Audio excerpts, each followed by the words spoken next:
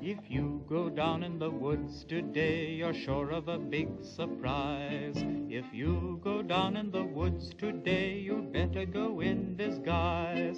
For every bear that ever there was will gather there for certain, because today's the day the teddy bears have their picnic.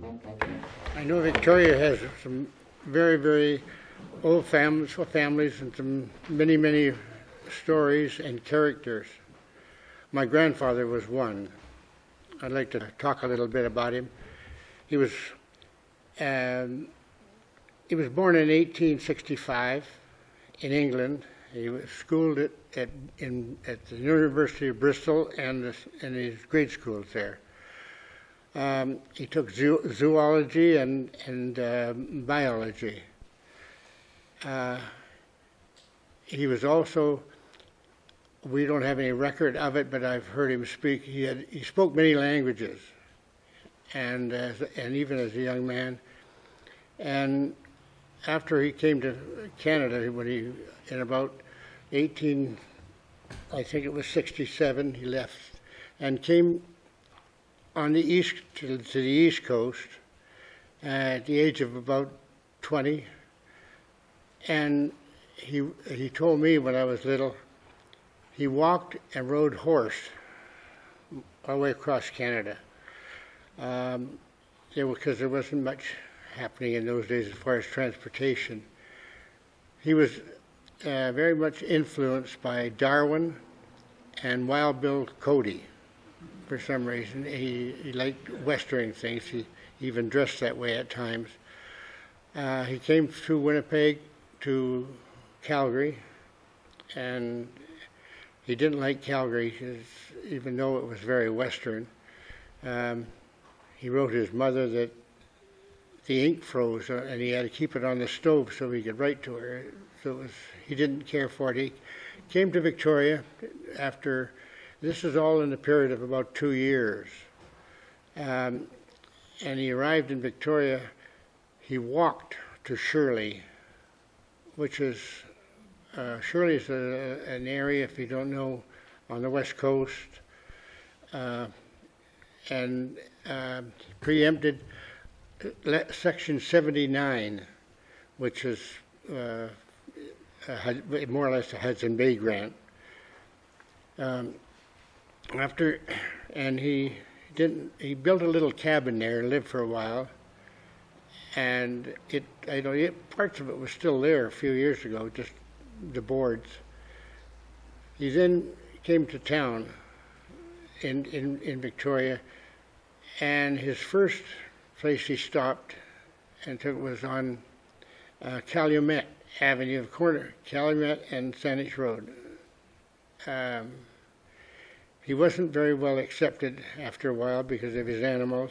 He had quite a collection of smaller animals, and the stench would drive anybody crazy. So that the neighbors pretty well, through their dislike for him, he moved his animals and all to Cadbury Bay Road by the Willows Beach, toward the Willows. And from there he moved again to Saanich and even to Sydney, and then back to Saanich again. I'd like to read you an account by a reporter with The Colonist at the time, and it's the first what we really he was noticed, or people. We don't know the exact date that he arrived here, but it was all when he was a boy. This, my brother, thank God, he researched most of the family for about 20 years, and some of the things he picked up that he wrote in filled this book. It says, it was January the 6th, 1898, that this was written by The Colonist. It says, wild beasts for pets. It says, how an Englishman of Victoria amuses himself with his menagerie. Mr. French of Cadbury Bay Road and his interesting collection of native animals. There's a menagerie near Victoria City of which populace would know practically nothing. The prior asks no admission for those to see the show. In addition, he gives an entertaining exhibition of power of man over beast, which equals similar performances in the best of regulated circuses in the land. At this time, he would be about 20 years old, by the way. About 2 miles from the business portion of the city on the Cadbury Bay Road and near Willows lives a man who has made a lifetime study of animals of every kind. He has been a number year collecting his present menagerie, and he claims that in time he'll have the best, at most assorted collection of animals in the country.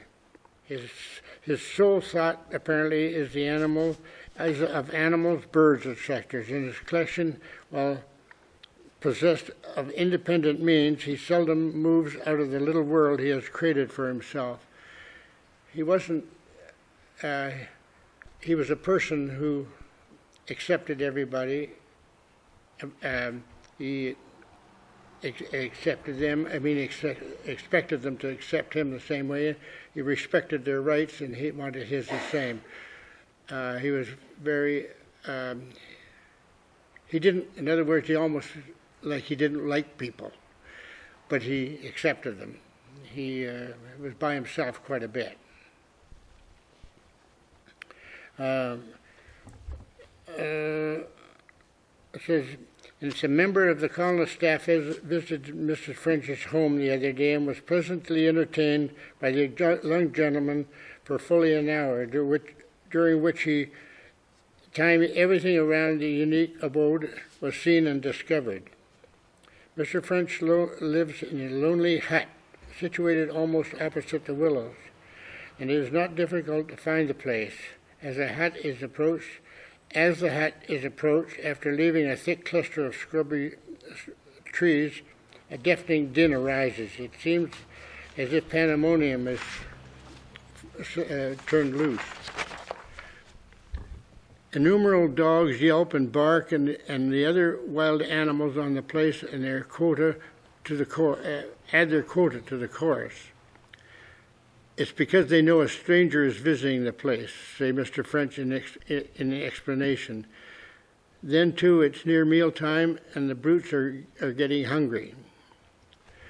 Mr. French is a tall, stalwart Englishman with drooping, semi-military, light golden mustache. He wore a white sombrero at the time of the colonist man's call, and the rest of his apparel was in keeping with the Wild West idea. He told me that it was the cowboys in Calgary. Actually, I think they were leading him on. He had gaudy shirts and chaps of sheepskin, which they never used, and he said he was quite a sight.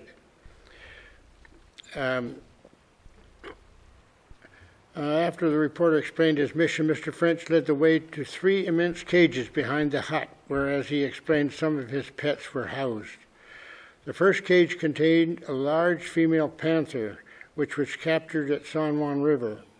Even before a close approach was made, the beast exhibited a vicious nature by rushing from end to end of the cage, showing its teeth. "I'll soon tame her," said Mr. French, and as he unlocked the barred door and boldly entered the cage. "Lie down, puss," he said, as the beast made a vicious spring, striking the opposite side of the cage with her powerful paws. Then followed a scene full of excitement in which it was hard to tell for a time whether the master or beast would triumph. The panther hadn't been fed for many hours and appeared to be wild with hunger. At every approach, Mr. French, it struck furiously at him, and for a time it seemed as if he would be torn to pieces. "Lie down, puss," he repeated again and again, and only after many efforts to approach her that he succeeded in quieting her enough to pat her on the head. After this exciting performance a cage containing 2 large black bears was visited. They made no move when Mr. French entered the cage, and he threw them around and played with them as if they were Newfoundland dogs. The 3rd cage contained 2 fine species of coyotes. The only time they exhibit any signs of anger, said Mr. French, is that I pretend to molest the male. And on one cage, this had a narrow escape of being seriously bit. Oh, he had out there at the particular time, he said he had a motley collection of cats, dogs, and a large owl, 2 raccoons, and a double-jointed Amazon parrot, which definitely refused to utter a syllable, although the master said converses slightly in English. This is the type of person that he was at that particular time, and remember still he was only a young man in his 20s. After he left that particular spot, he moved on because the neighbors, again, couldn't stand the stench of his feed, because he'd fed his animals on usually just wild carcasses of horses and cows that probably were rotting anyhow. But it's funny that from there he kept moving, and like I say, he went to Sydney and didn't like it, and then went back to Saanich Road. The owner of the property was influenced by the neighbors and wouldn't sell it to him.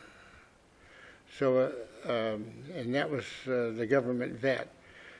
Then another person who was a friend of my grandfather's, bought the property and then resold it to my grandfather.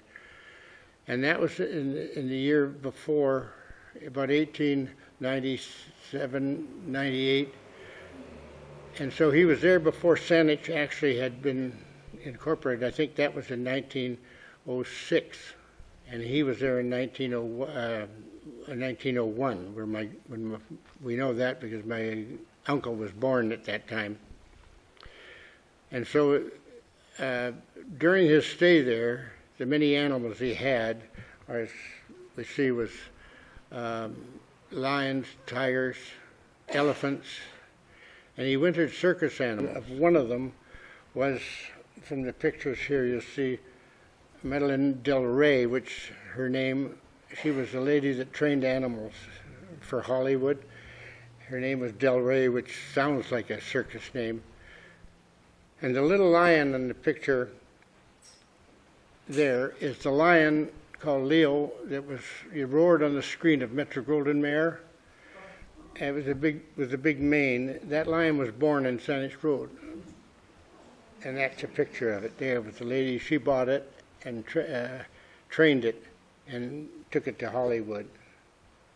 He had the other picture of the animal that he had there is the big lion, Rufus, who everybody was afraid of, and the one that kept getting out once in a while because he was born in captivity, and he was as plain as a house kitten.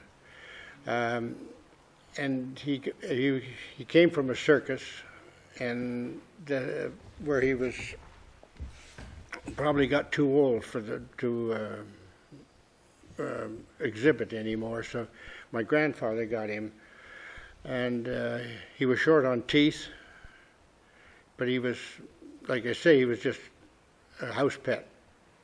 But to a person looking at him and going in there, I don't think I would trust it. I would be a little worried myself. He scared many kids that would venture into the place. He had it fenced off, but still Rufus had the run of the yard. He'd wander around. And there's many stories that my uncles told me about the children brave enough to venture in would be scared stiff, or,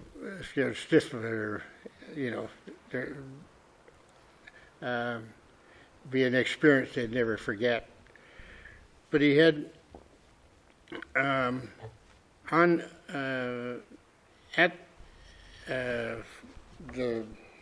his menagerie there, He had a number of animals, quite a few, as a matter of fact.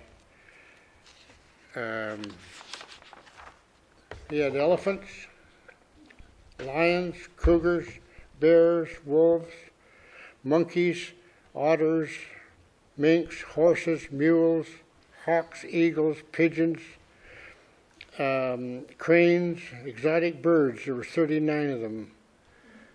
My grandmother, I'll go into her family in a minute, had dogs, cats, and she raised prize rabbits and cats in that area there.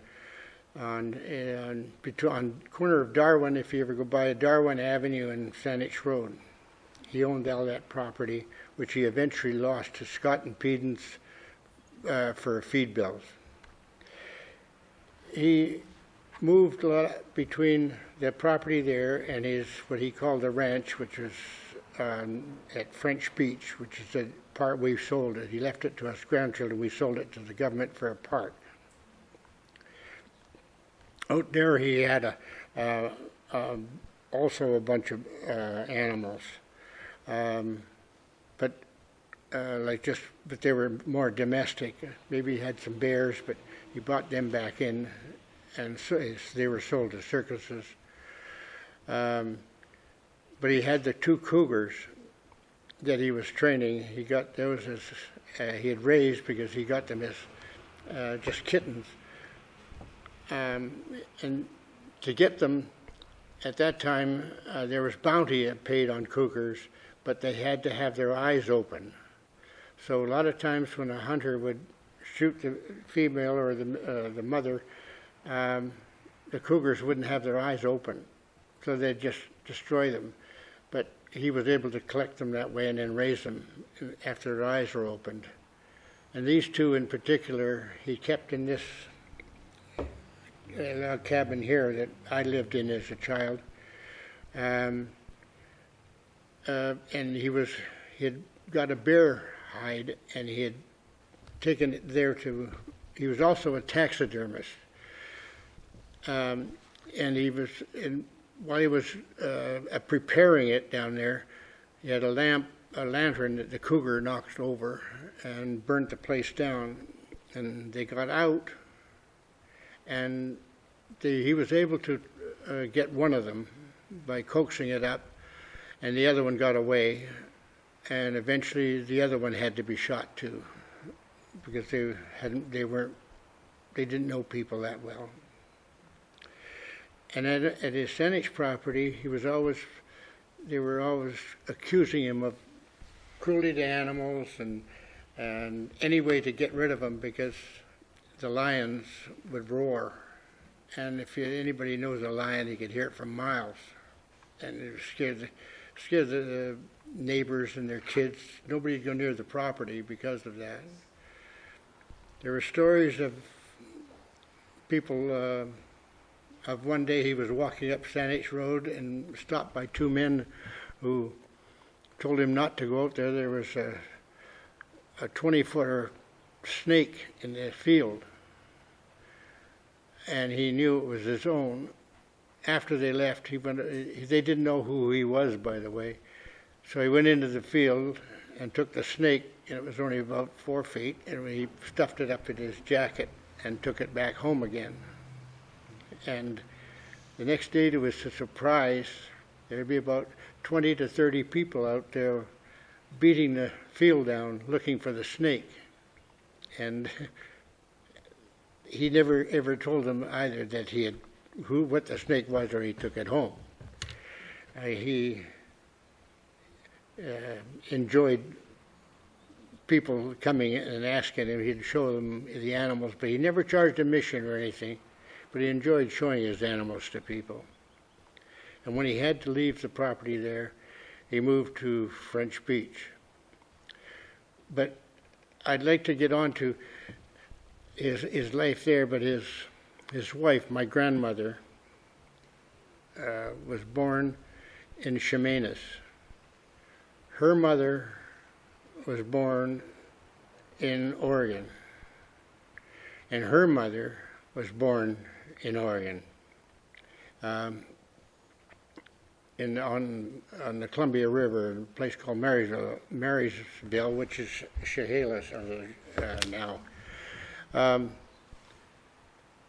To her mother, and her name was Wittot. She was a Kalapulean Indian, and she couldn't speak English. But her mother and father, her father was Iroquois Indian, worked for the Hudson Bay Company, a voyager, and her mother was a Marysville Indian.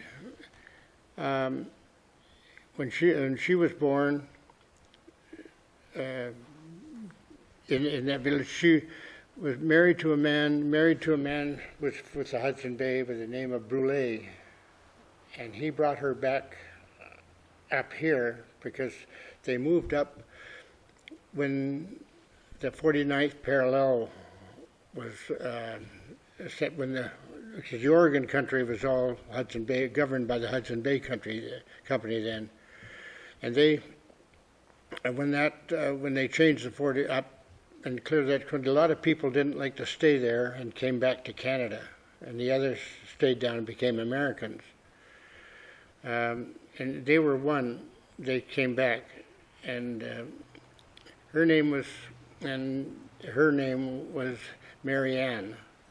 She took that name, and up here she had altogether 17 pregnancies. The story there is they populated the Souk area. Between her daughter, and they had 44 children, 3 women. And because that was the sign of the times then, because nothing else to do, I guess, maybe. But so when she came up here, there was the family. Her first husband was passed away. He was a Vautrin. Brule passed away, and then she married a Vautrin, who again took her back down to before the Hudson Bay moved up here, where Sir James Douglas had Fort Victoria. They moved back up and moved to around the Chemainus area where my grandmother, where their daughter was born, another Mary Ann. They named her the same name. And she married a Gowdy, a John Gowdy. Now the Gowdy family, I must tell you, I'm trying to tie them all in. He was from the Orkney Islands, James Gowdy from Orkney Islands. And quite a few from the Orkneys worked for the Hudson Bay. And he was a voyager. And that's how he ended up in Kettle Falls, eastern Washington. And he married a lady there, a Catherine, with no last name except her Indian last name. And they, from there, he worked there, and they moved to Victoria, with the Hudson Bay Company, to Fort Victoria. She died of a broken heart, more or less. She didn't speak English, and all her friends and family were in Kettle Falls. And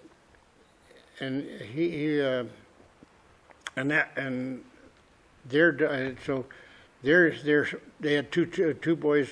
One was James, named after his father, and the other one was John. Sir James Douglas sent to Butte Inlet with a crew to look after something up there, and probably his own, and they were massacred, the Indians. There was 9 of them. And so that took care of him. And then John married Mary Ann, the daughter of Mary Ann. And they had about 8 or 9 children. One was my grandmother, Dora Jane. And she was born, and how my grandfather met her was interesting because he wrote a lot of poetry, which we have a lot of. I have some here if anybody would like to read some of it. And in one of the poems, it's when he was out at Jordan River or French Beach. He wrote of the children that were playing and came to him. And one was a brown-eyed girl. At that time, my grandmother would be about, we pretty sure it was my grandmother. She was 7 years old, and he would be 26. I guess over the period of 10 years, they got married. As their picture is there, their wedding. She was a very attractive lady. When she was 15, she had my uncle Ivan, which was the oldest boy, and that was in 1901. She traveled. We have no record of her ever going to school, so my grandfather probably educated her, and she's written poems we have here, and could speak a few languages herself. I don't know. And at a young age, she died when she was 49 years old of appendicitis, which nowadays is nothing, but in those days it was. So the connection between the Gaudis and the Frenches was born there with Marianne, from Marianne, and then my grandmother was a Gaudi. The other Marianne was a Wittot, was her mother. My grandfather then moved back out to French Beach, and where we all lived in the one big house that they built and we lived in the log cabin while the big house was being built.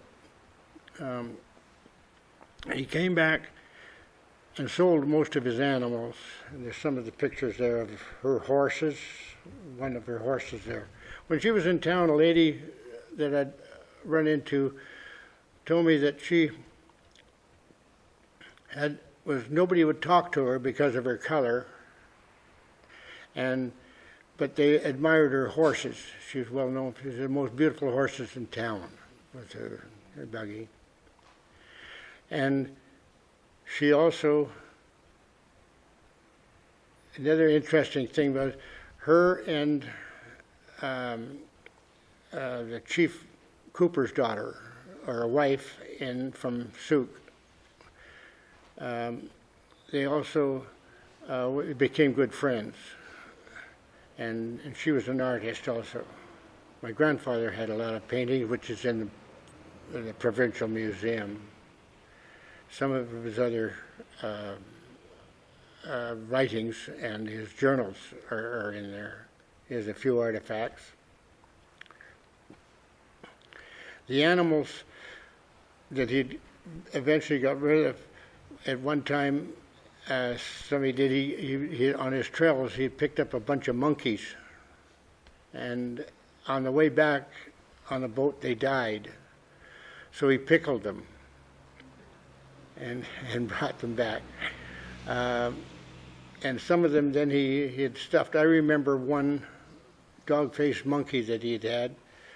He had stuffed that was right in the doorway as you walked in the shed, and it was startling because it was quite real. He did a good job with it. A great memory, although he was very much a loner. His property at Jordan River, nobody would go near. And one day my older brother and his girlfriend went to visit him, and the ages that he had last seen my brother he'd be about 11 years old. So when he was about 18, there's quite a change in a person.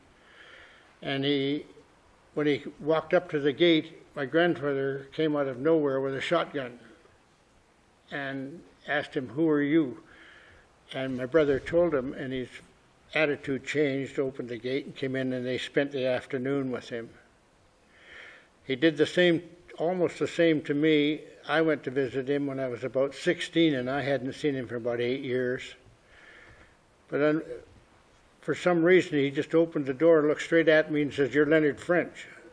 And it surprised me. I had an interesting talk with him then for about 3 hours. He told me many things about living with the Indians and such on the way out, and about some of the languages he spoke and people he had met.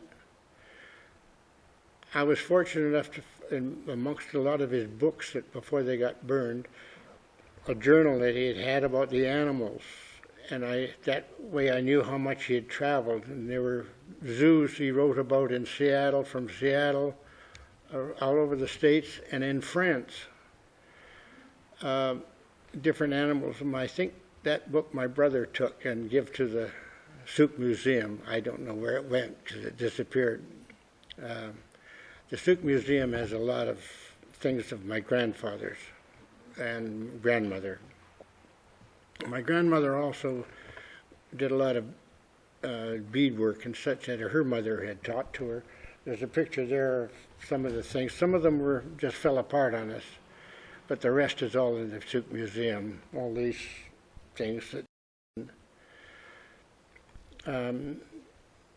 He also took a great interest in the native First Nations, as I have too, because of my grandmother and her.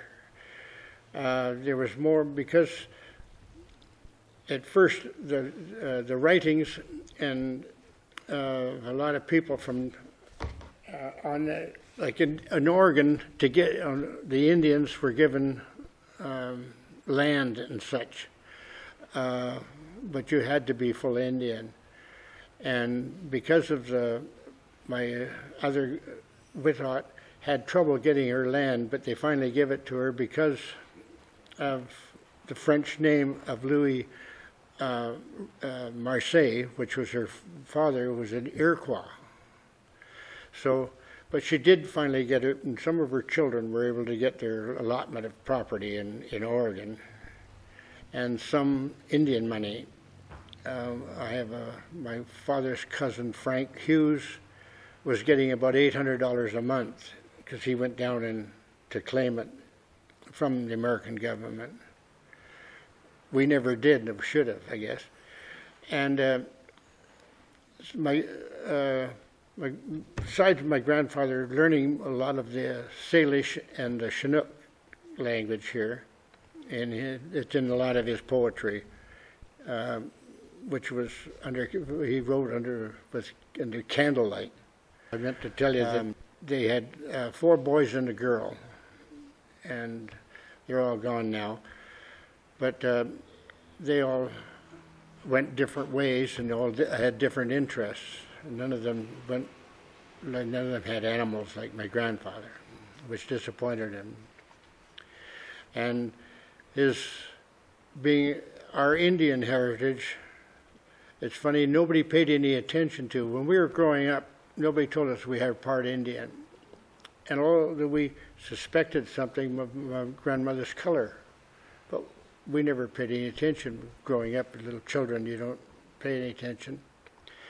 And so it was years before we started to realize it and take pride in it. My own I'm proud of. I was able to 2 or 3 years ago I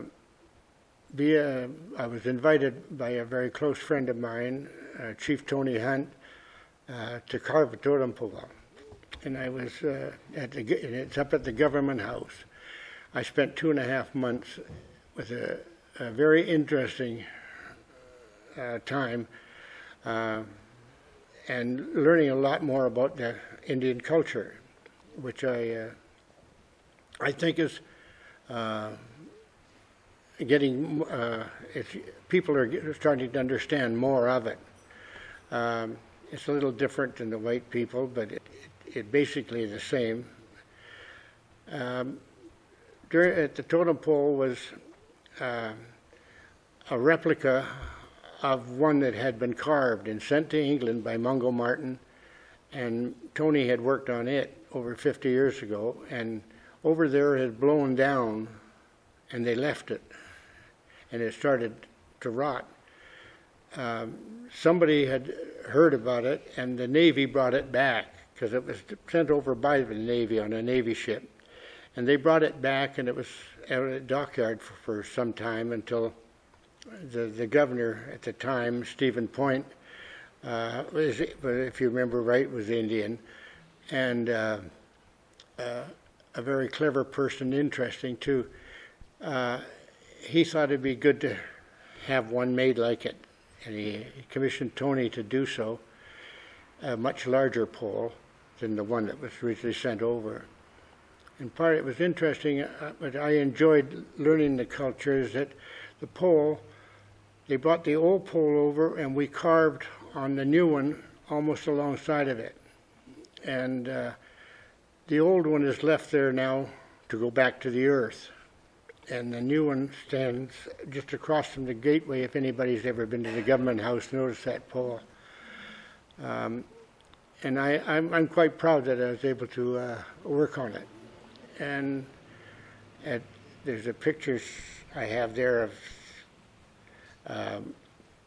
when the pole was when we were putting it up just the day before, they had a ceremony before it went up at the old pole, where the natives the Indians did a ceremony there in their own language, and it was the chief of the Esquimalt and his wife, because that's their territory. She gave a very interesting speech, and she was small, and where she had to shout. It was more or less help each other, and it reminded me of when we were doing the pole. There was a time limit; we had to get it ready, and there was going to be a struggle. And one day, about 3 or 4 days before we were to go up, all of a sudden, I felt like Custer. It must have been 30 Indians showed up, some in dress suits and nice clothes and everything. And without saying a word, all of a sudden they were working on the pole, and it was to get it finished. And there was one chief from up island, I remember, they had to lift the pole with a crane over the top of a building, the old building that used to be a jail down below the government house, over the top onto a truck to move it up to where we had to raise it.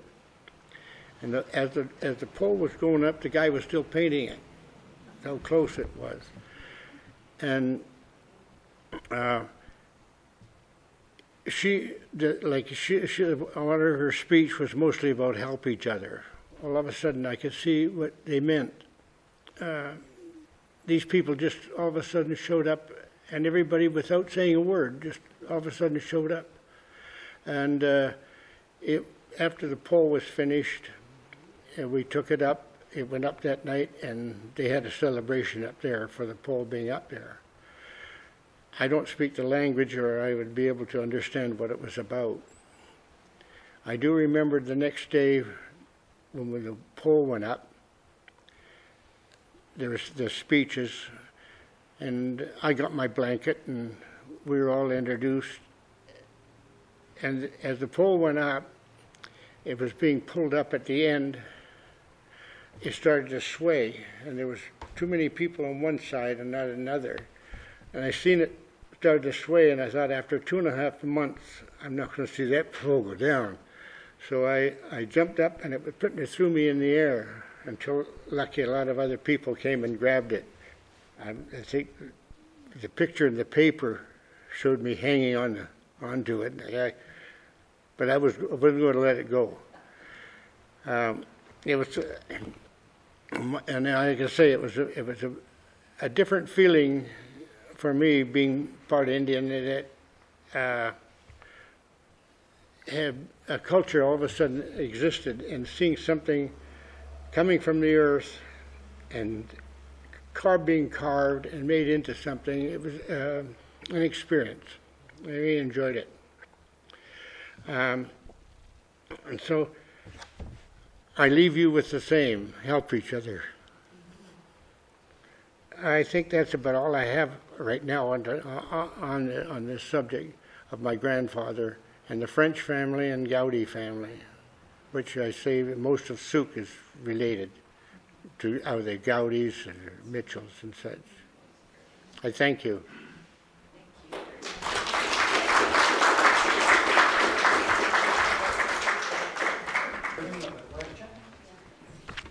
How did your grandfather support himself? Pardon? How did your grandfather support himself? He didn't charge his Oh, I should have mentioned the other thing. Thank you. He was a remittance man. Okay. Do you know what a remittance man is? That's somebody the family pay to stay away. Yeah. But that's why he eventually lost his property, is he just didn't have, his money ran out in England. So how was it that he learned so many languages? Beg pardon?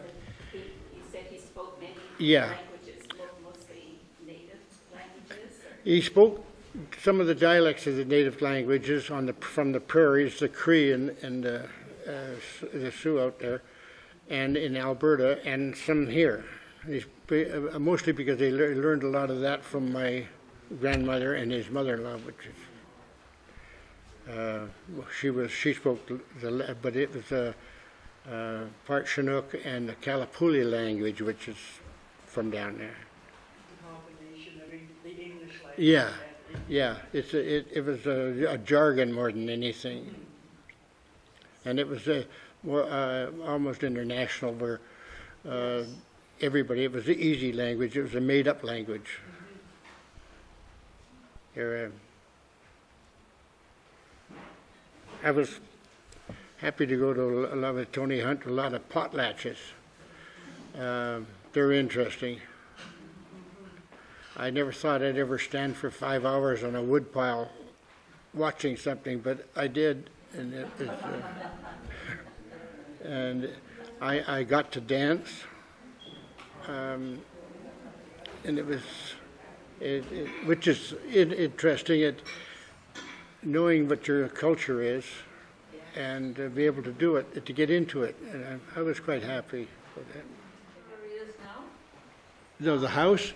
Yeah. Oh, it was a story. We all got the story that it was the house that they lived in. And I remember I lived there.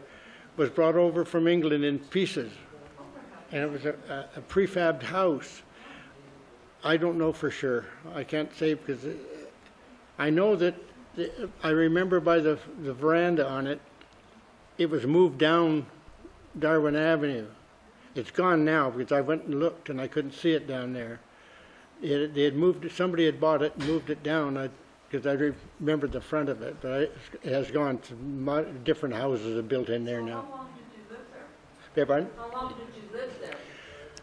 Well, 2 or 3 years. No, I would be maybe, well, when you're a child, I was about 3, 4 years old.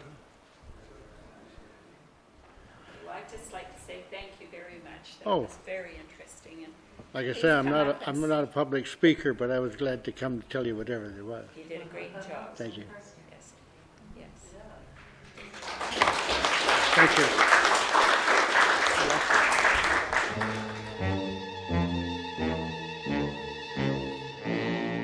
If you go down in the woods today, you're sure of a big surprise. If you go down in the woods today, you better go in disguise.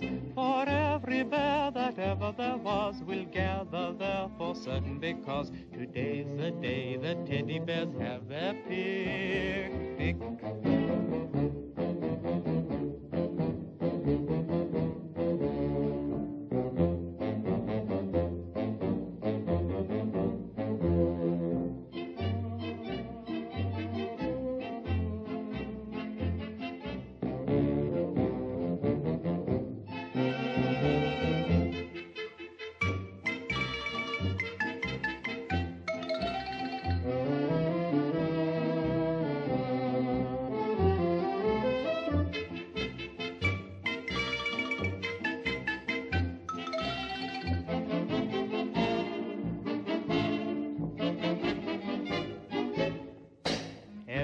teddy bear who's been good is sure of a treat today. There's lots of marvelous things to eat and wonderful games to play. Beneath the trees where nobody sees, they'll hide and seek as long as they please. That's the way the teddy bears have their picnic.